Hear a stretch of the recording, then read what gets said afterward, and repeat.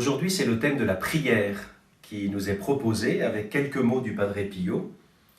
La prière, c'est un cœur à cœur avec Dieu. L'oraison bien faite touche le cœur de Dieu et l'incite à nous exaucer.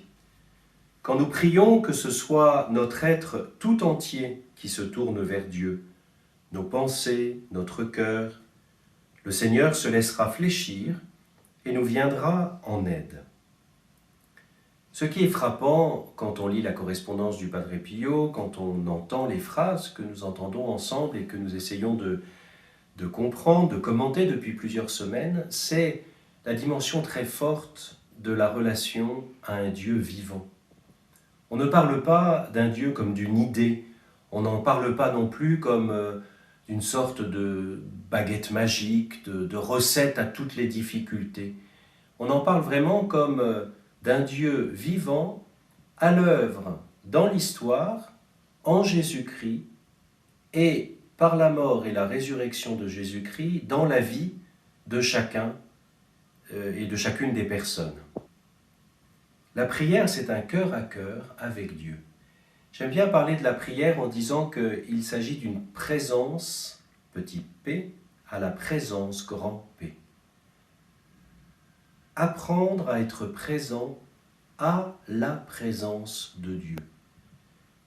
C'est nous qui sommes souvent exilés de la présence. Nous nous exilons de la présence de Dieu.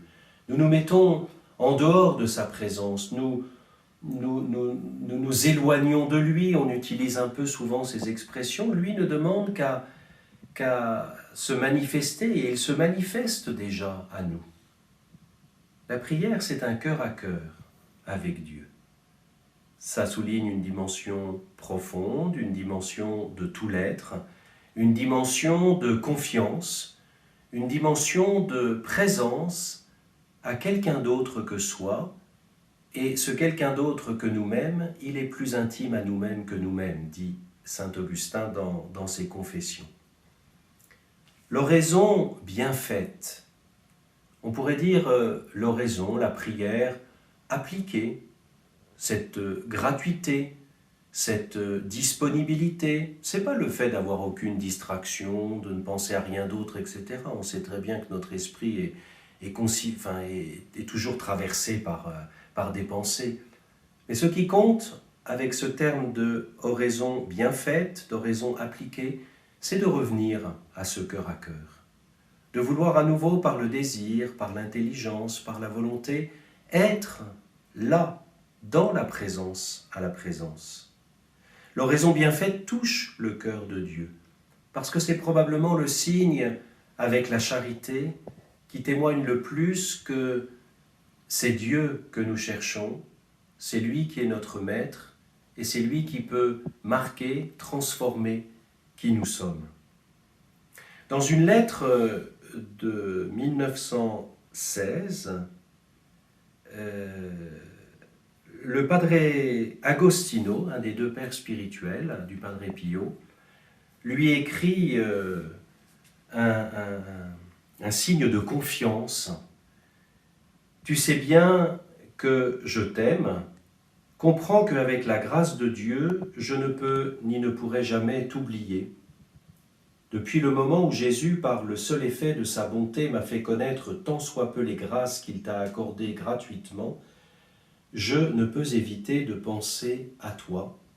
Je n'arrête pas de te recommander à Dieu et je dois m'efforcer de rechercher ton bien en toutes choses. » Elle est très intéressante cette parole. C'est la parole du Père Agostino au Padre Pio. Elle dit la confiance d'un frère à l'égard de son frère.